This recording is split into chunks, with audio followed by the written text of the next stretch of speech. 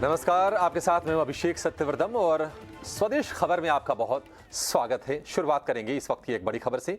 आने वाले समय में अदानी ग्रुप आईपीओ सेक्टर में और धूम मचाने वाली है, क्योंकि अगले 5 सालों में अदानी ग्रुप की 5 नई कंपनियों को लिस्ट करने की प्लानिंग कर रहा है। ब्लूमबर्ग को दिए एक खास इंटरव्यू में कंपनी के ग्रुप सीएफओ जोगशिंदर सिंह ने कहा कि Adani new green energy, Adani Conex, Adani airport holding limited, Adani defence and aerospace और अडानी रोड ट्रांसपोर्ट लिमिटेड इन कंपनियों में शामिल हैं। ये कंपनियां green hydrogen, data centre, airport के अलावा डिफेंस, एरोस्पेस और रोड हाईवे सेक्टर में काम कर रही हैं। अडानी ग्रुप के सीएफओ के मुताबिक 2028 तक अदानी ग्रुप इन सभी कंपनियों को लिस्ट करा देगा। फिलहाल अदानी ग्रुप की 7 कंपनियां शेयर बाजार में लिस्टेड हैं। इस खबर पर ज्यादा जानकारी के साथ हमारे साथ जुड़ गए हमारे सहयोगी अनुराग जोशी। अनुराग, आप उस प्रेस कॉन्फ्रेंस में भी थे जिसमें इस खबर की जानकारी पहले आ ही गई थी। आप ये बताइए कि ये जो इंटरव्यू किया है अभी ब्लूमबर्ग ने, इसमें क्या कुछ खास है, क्या नया है? हाँ, अदानी का ये प्लान है, अदानी ग्रुप का ये प्लान है कि उनकी 5 कंपनियों को यानी हम कह सकते हैं कि उनकी जो 5 बिजनेसेस हैं, जिनमें green hydrogen, airports, road, data centre और मेटल और माइनिंग है, इन कंपनीज को अदानी ग्रुप 2026 से 2028 के दरमियान लिस्ट कराना चाहती है।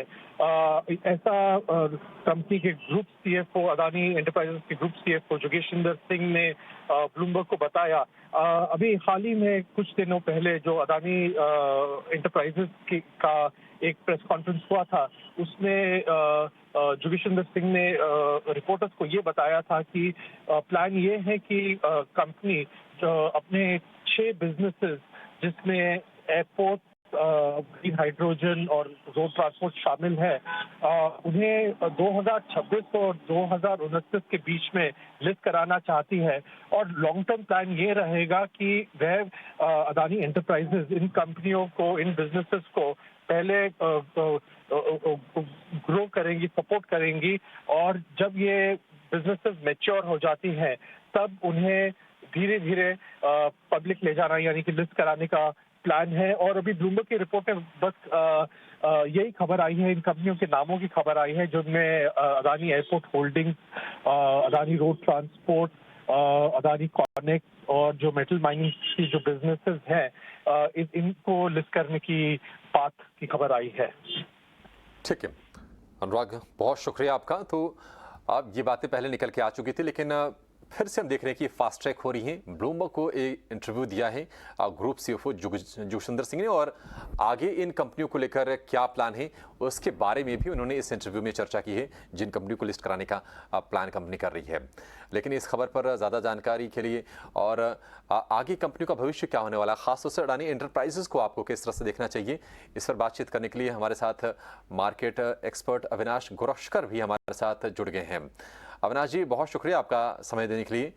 आप फिर से रीट्रीट किया एक तरह से कंपनी ने, अविनाश जी, और हम देख रहे हैं कि काफ़ी अब एग्रेसिव प्लान्स हैं। अडानी एंटरप्राइजेस को आप किस तरह से देख रहे हैं, क्योंकि 27 तारीख से इसका एफपीओ भी खुल जाएगा।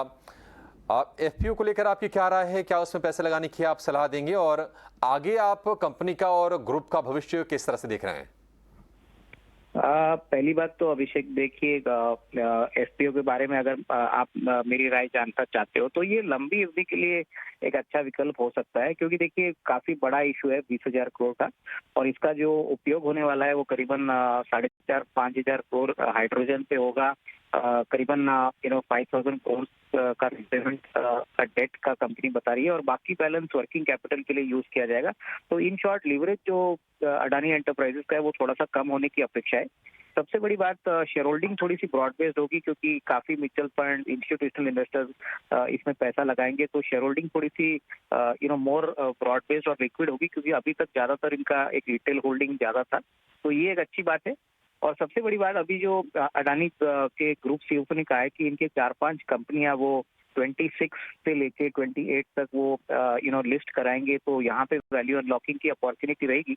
ये सारे हाई ग्रोथ सेक्टर्स में, जैसे कि ग्रीन एनर्जी हो गया, डेटा सेंटर हो गया, एयरपोर्ट्स हो गया, डिफेंस हो गया, तो ये सारे जो इन्वेस्टमेंट है वो मेरे ख्याल से अडानी एंटरप्राइजेस के बैलेंस शीट पे है, क्योंकि ये इनकी होल्डिंग कंपनी है। तो डेफिनेटली इन्वेस्टर्स को ये सारे जो अनलॉकिंग के जो भी स्कीम्स अनाउंस किए गए जब भी होंगे उसका फायदा कंपनी को मिलेगा। तो मोटा मोटी लॉन्ग टर्म निवेश के लिए ये अच्छा विकल्प हो सकता है जिनका कम से कम साल 1.5 साल का नजरिया है। शॉर्ट टर्म में हो सकता है थोड़ा बहुत प्रेशर देखने को मिले, क्योंकि नॉर्मली जब भी कोई बड़ा आईपीओ आता है तभी थोड़ा सा सेल ऑफ सेकेंडरी मार्केट में आता है, क्योंकि normally share holder secondary market में बेचते और प्राइमरी मार्केट में अप्लाई करते। बट लॉन्ग टर्म के लिए अच्छा है। शॉर्ट टर्म में हो सकता है कि कोई बड़ा अपसाइड आपको ना मिले, तो वो बात ध्यान में रखिए।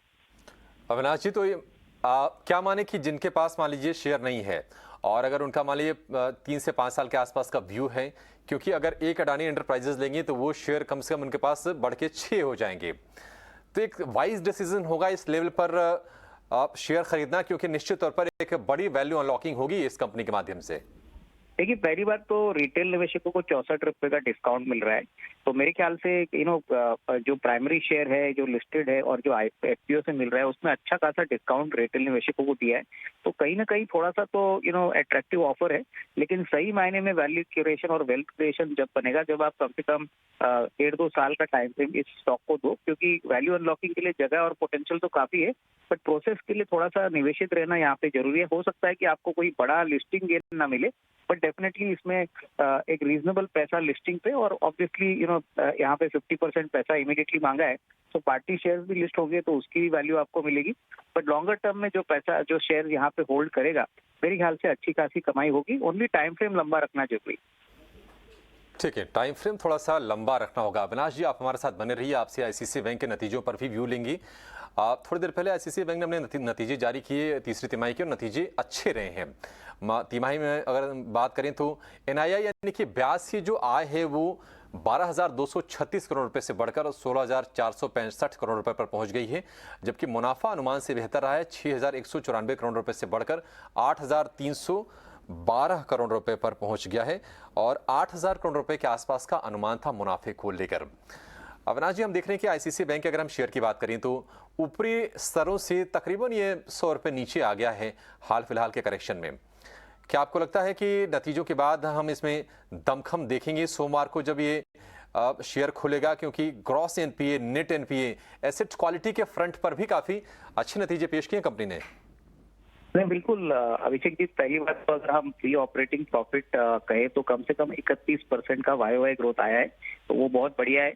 प्लस ये जो प्रॉफिट आफ्टर टैक्स जो आया है 83.1 बिलियन है, 8,312 करोड़ का, ये बेसिकली प्रोविजंस बढ़ाने के बाद आ गया। इनफैक्ट बैंक ने अपने प्रेस रिलीज में कहा है कि उन्होंने थोड़ा सा और कंजर्वेटिव होकर एडिशनल प्रोविजंस बुक कर दिए। तो अगर हम इस प्रोविजंस को ना कंसिडर करते तो प्रॉफिटेबिलिटी और भी बढ़िया आती, और लोन ग्रोथ, डिपॉजिट ग्रोथ, ये भी काफी अच्छे नंबर्स आए हैं, और एसेट क्वालिटी भी ठीक ठाक है। तो मेरे ख्याल से मार्केट्स को ये नंबर पसंद आना चाहिए। हालांकि देखिए, अभी नॉर्मली क्या होता है कि रिजल्ट आने के बाद थोड़ी सी बिकवाली स्टॉक में देखने को मिलती है, जैसे हमने एचडीएफसी बैंक के नतीजे आने के बाद इमीडिएटली देखा था। But medium to long term के लिए किसी को अगर खरीदना है तो मेरे ख्याल से अगर कोई भी थोड़ा सा माइल्ड करेक्शन आपको आने वाले हफ्ते में अगर दिखता है तो खरीदने का मौका समझना चाहिए, क्योंकि इससे भी अच्छे नंबर्स मुझे लग रहा है जनवरी टू मार्च के क्वार्टर और FY24 में आएगी। तो नंबर्स तो definitely much better than expectations है, और इसका डेफिनेटली थोड़ा बहुत पॉजिटिव इम्पैक्ट तो आपको शेयर प्राइस में आने वाले हफ्ते में जरूर दिखना चाहिए। ठीक है, तो आईसीसी बैंक पर ये अविनाश जी का व्यू। लेकिन अविनाश जी, कोटक बैंक के नतीजे भी आ जाए, आज काफी बिजी डे रहा बैंकिंग सेक्टर के नतीजों की अगर हम बात करें तो नतीजे यहाँ पर भी अच्छे रहे हैं, और मुनाफा करीब 30% बढ़ा है, एसेट क्वालिटी यहाँ पर भी बेहतर हुई है। कोटक बैंक, इस पर क्या व्यू है आपका? देखिए, कोटक बैंक में भी बहुत अच्छे नंबर्स दिखे। अगर एनआई की बात करें तो वाई बेसिस पे 30% का ग्रोथ आया है, और सबसे अच्छी बात जो हुई है वो बेसिकली नेट इंटरेस्ट मार्जिन है, जो करीबन 25-30 बेसिस पॉइंट सिक्वेंशियली बढ़े हैं, करीबन 5.47%। ये 7 साल में पहली बार हो चुका है। तो मुझे लग रहा है कि कोटक बैंक में भी नंबर बहुत अच्छे दिखाए, और इसका एक क्लियर रिफ्लेक्शन है कि क्रेडिट ग्रोथ जो सिस्टम में हो रहा है उसका फायदा कोटक बैंक को मिला है, बहुत रिटेल से एज वेल एज अपने कॉर्पोरेट लोन बुक से। तो डेफिनेटली कोटक में भी हम समझते हैं कि नंबर्स उम्मीद से काफी बेहतर आ गए, और एसेट क्वालिटी की अगर हम स्पेसिफिकली बात करें तो एसेट क्वालिटी का नंबर भी काफी अच्छा आ गया। तो मेरे ख्याल से हर पैमाने पे एनआई के ग्रोथ के ऊपर, प्री ऑपरेटिंग प्रॉफिट के ऊपर और बॉटम लाइन का जो करीबन 30% बढ़ी है, ये सारे नंबर्स बहुत अच्छे लग रहे हैं। हो सकता है कि मार्केट में थोड़ा सा मुनाफा वसूली आपको दिखने को मिले क्योंकि रिजल्ट्स के बाद सेलिंग आती है, बट ये मोमेंटम अगर जारी रहता है तो ये स्टॉक में और री-रेटिंग आने की संभावना है in the medium to long term. Avinash ji, एक आखिरी सवाल आपसे अल्ट्राटेक पर लेंगे, क्योंकि अल्ट्राटेक के नतीजे भी आ जाए। हम देख रहे हैं कि वहां पर मार्जिन के फ्रंट पर निराश किया है कंपनी ने। मार्जिन में तकरीबन 3.5% के आसपास से गिरावट है, 18.5 से घटकर 15% के आसपास का आंकड़ा है।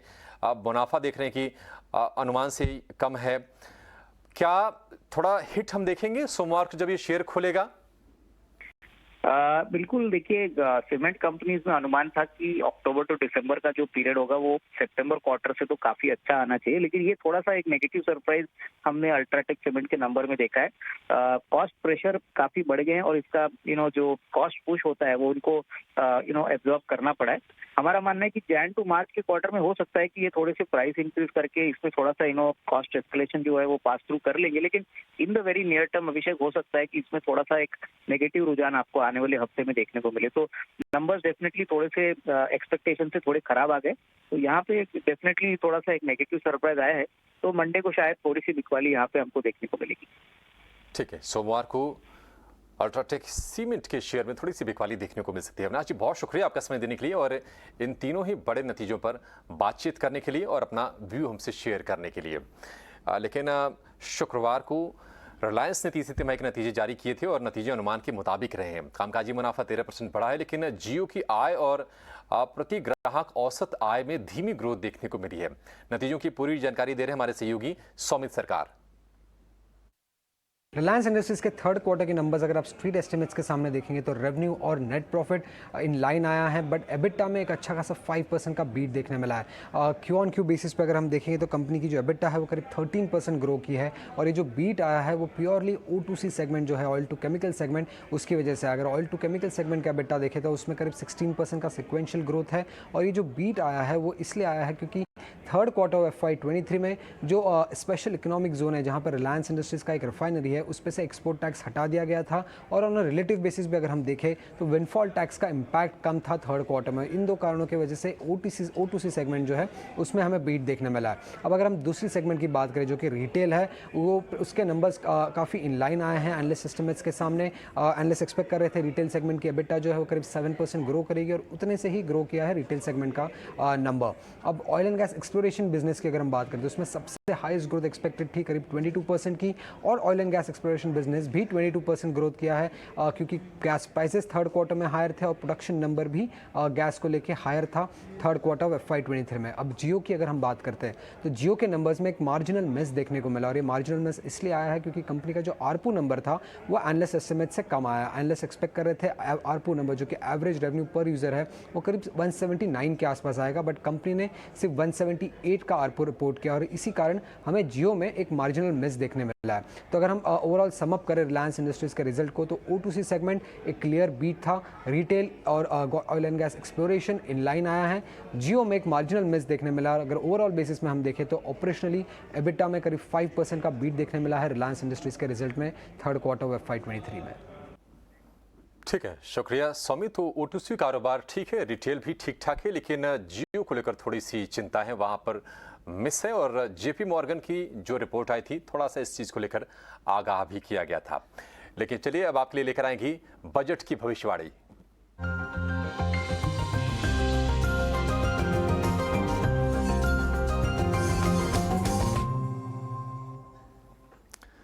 बजट में इंफ्रास्ट्रक्चर में निवेश के लिए ज्यादा आवंटन का ऐलान हो सकता है। हमें मिली एक्सक्लूसिव जानकारी के मुताबिक गति शक्ति योजना और नेशनल लॉजिस्टिक्स प्लान पर सरकार का खास फोकस होगा। खबर पर ज्यादा जानकारी के साथ हमारे सहयोगी जुड़ गए हैं प्रकाश प्रियदर्शी। प्रकाश, बताइए क्या जानकारी है आपके पास? देखिए, सूत्रों के हवाले से हमें जानकारी मिल रही है कि सरकार आगामी बजट में इंफ्रास्ट्रक्चर सेक्टर पर फोकस कर सकती है और पीएम गति शक्ति मास्टर प्लान के तहत जिन प्रोजेक्ट्स की पहचान की गई है उसके फास्टर इंप्लीमेंटेशन के लिए फंड एलोकेशन में बढ़ोतरी कर सकती है। सूत्र हमें बता रहे हैं कि पीएम गति शक्ति मास्टर प्लान के तहत जो बजट आउटले है उसमें 50% तक की बढ़ोतरी की जा सकती है। जैसा कि आपको पता है कि वित्त वर्ष 2022-23 के बजट के लिए सरकार ने 20,000 करोड़ रुपए का आवंटन किया था, लेकिन अब इस फंड आवंटन आवंटन में आगामी बजट में करीब 50% तक की बढ़ोतरी की जा सकती है। और इसकी सबसे बड़ी वजह यह है कि कई ऐसे सेक्टर्स हैं जहां पर पीएम गति शक्ति मास्टर प्लान के तहत प्रोजेक्ट्स की पहचान हो गई है। अब सरकार का फोकस ये है कि इसका इम्प्लीमेंटेशन काफी तेजी से हो, लिहाजा बजट आवंटन में बढ़ोतरी की जा सकती है। सबसे ज्यादा फोकस जो है वो रेलवेज एंड रोड हाईवेज के जो प्रोजेक्ट्स होंगे उस पर फोकस किया जाएगा, और जो इंफ्रास्ट्रक्चर टारगेट है इन दोनों ही सेक्टर में उसमें भी बढ़ोतरी की जा सकती है, और साथ ही साथ फंड एलोकेशन में भी बढ़ोतरी की जा सकती है। जैसा कि आपको पता है कि सरकार ने पीएम गति शक्ति मास्टर प्लान के तहत roads, railways, airports, ports, mass transport के जो प्रोजेक्ट्स हैं, वाटरवेज एंड लॉजिस्टिक इंफ्रास्ट्रक्चर में भारी निवेश की योजना तैयार की है। अगले कुछ सालों में करीब 100 लाख करोड़ रुपए के निवेश का प्लान जो है वो तैयार किया गया है, ताकि आने वाले दिनों में देश के अंदर इंफ्रास्ट्रक्चर ग्रोथ जो है वो तेजी से किया जा सके, और उसी को ध्यान में रखते हुए जो बजट एलोकेशन है उसमें बढ़ोतरी की जा सकती है। जहां तक लॉजिस्टिक इंफ्रास्ट्रक्चर का सवाल है, इस वक्त जो लॉजिस्टिक कॉस्ट है करीब 13-14% के आसपास है। सरकार की योजना ये है कि इसको 10% से कम किया जाए, और उस दिशा में पीएम गति शक्ति मास्टर प्लान जो है वो एक मजबूत कड़ी साबित हो सकती है। ठीक है, शुक्रिया प्रकाश आपका इस जानकारी के लिए। और नए संसद भवन में बजट सत्र की अफवाहों को लोकसभा स्पीकर ने खारिज कर दिया है। लोकसभा स्पीकर ओम बिरला ने ट्वीट करते हुए बताया कि संसद की नई बिल्डिंग अभी अंडर कंस्ट्रक्शन है और ये काम बजट सत्र से पहले पूरा नहीं हो पाएगा। राष्ट्रपति बजट से पहले अपना अभिभाषण पुराने संसद भवन में ही देंगे। बता दें कि ये चर्चा थी कि इस बार बजट सत्र संसद के नए भवन में होगा, और ये अफवाह खारिज कर दी गई है सरकार की ओर से। और सरकार फर्टिलाइजर सब्सिडी के लिए डायरेक्ट बेनिफिट ट्रांसफर के पायलट की तैयारी पूरी कर ली है। जल्द स्कीम का पायलट शुरू होगा। इस खबर पर और डिटेल के साथ प्रकाश प्रियदर्शी हमारे सहयोगी हमारे साथ जुड़े हुए हैं। प्रकाश, बताइए क्या जानकारी है आपके पास?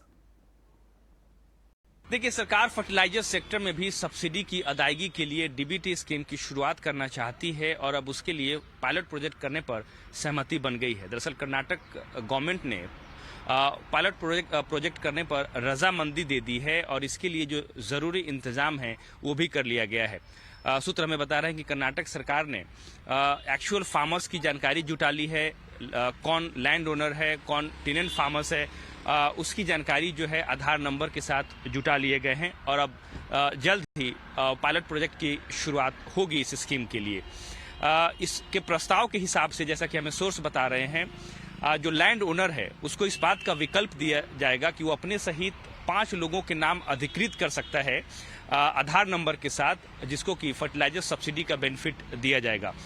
संबंधित लैंड पार्सल पर एक क्रॉप सीजन में 5 ही अधिकृत व्यक्ति में से कोई एक ही व्यक्ति फर्टिलाइजर सब्सिडी का बेनिफिट ले सकता है डीबीटी के थ्रू, और उसका मिलान जो है आधार नंबर के साथ किया जाएगा। अगर किसी साल में टेनेंट फार्मर्स की जो जानकारी है उसमें बदलाव करना है, किसी व्यक्ति का नाम हटाना है और किसी को जोड़ना है, उसकी भी जानकारी आधार नंबर के साथ लैंड ओनर को अपडेट करना होगा।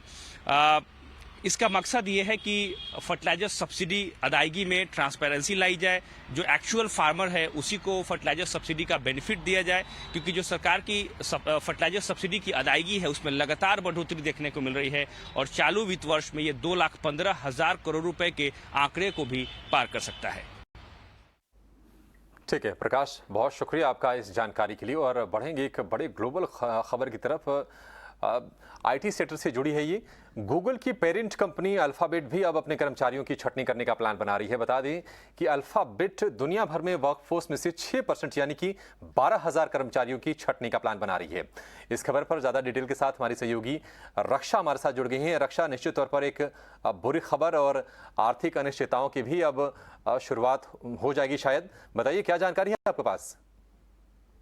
जी हाँ, गूगल के पेरेंट कंपनी अल्फाबेट के सीईओ सुंदर पिचाई ने ये अनाउंस करा है कि 12,000 गूगलर्स यानी कि जो लोग गूगल में काम करते हैं उनको अब अपने जॉब से निकाल दिया जाएगा। ऐसा उन्होंने एक ईमेल में कहा है। उस ईमेल में उन्होंने ये भी कहा है, उन्होंने माफ़ी मांगी है और उन्होंने कहा है कि इस डिसीजन का जो इफेक्ट होगा एम्प्लॉयज़ के और उनके फैमिलीज़ के ऊपर, इसको लेके वो काफ़ी दुखी हैं। लेकिन उनको एज अ कंपनी चीफ ये एक डिसीजन लेना पड़ा है। लेकिन to make the blow easier, यानी कि ताकि उनके जो लोग फायर हो रहे हैं उनके ऊपर बहुत ज़्यादा आपदा ना आए, उन्होंने ये भी अनाउंस किया है कि पूरी नोटिस पीरियड के जो पे आउट होगी, जो पैसे होंगे वो उनको सैलरी में मिल ही जाएंगी।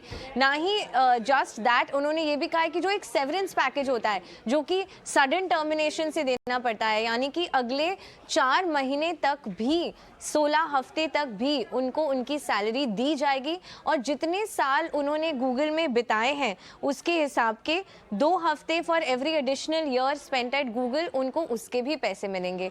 नॉट जस्ट दिस, उनको 2022 में जो बोनस ड्यू था वो पैसे भी मिलेंगे और आगे के 6 महीने तक उन्होंने ये भी अनाउंस किया है कि हेल्थ केयर, इमिग्रेशन, इस तरह की जो उनकी ज़रूरत वाली खर्चे हैं वो भी गूगल कंटिन्यू करेगा उठाते हुए। ये तो हो गई यूएसए की बात। और जो बाकी उनके एम्प्लॉयज़ यूएस के बाहर किसी देश में हैं, उन्होंने कहा कि उस देश में जो नियामक तौर पे जिस तरह से लोगों को फायर करने के बाद उनको जो भी कंपनी के तरफ से मिलता है वो उनको दिया जाएगा। अब ये जो फायरिंग्स हुए हैं ये काफ़ी टीम्स में उन्होंने कुछ लोगों को सिलेक्ट करा है। Those teams will be recruiting team, product team, engineering teams as well as some other corporate functions. अब ये सारी जानकारी देते हुए सुंदर पिचाई जी ने ये भी ऑफर करा है कि अगर आपको, आज फ्राइडे है, अगर आपको इस न्यूज़ से थोड़ा भी आप चाहते हैं तो आप वर्क फ्रॉम होम कर सकते हैं। और बाकी उन्होंने कहा है कि मंडे को एक टाउन हॉल है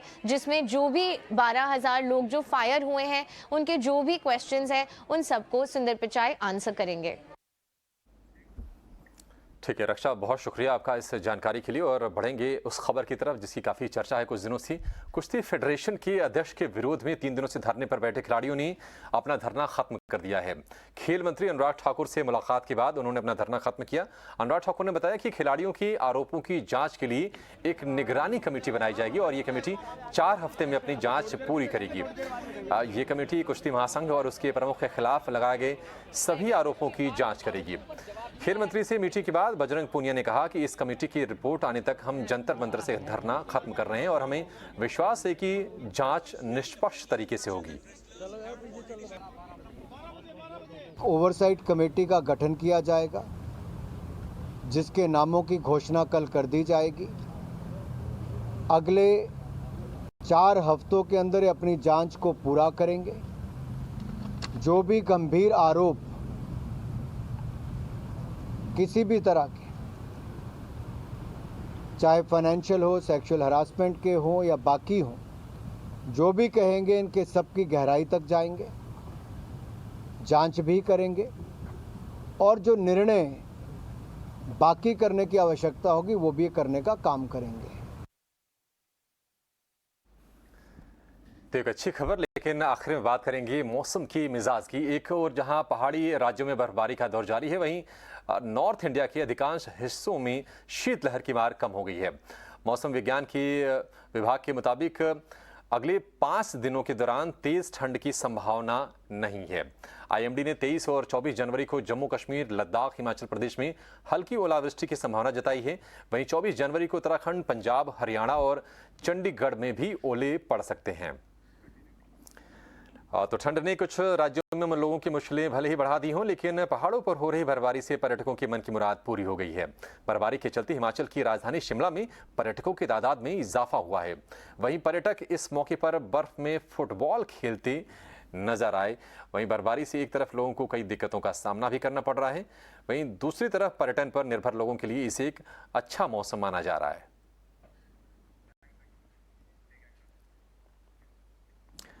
और स्वदेश खबर के इस बुलेटिन में फिलहाल इतना ही। आप बने रहिए 18 स्वदेश के साथ। नमस्कार।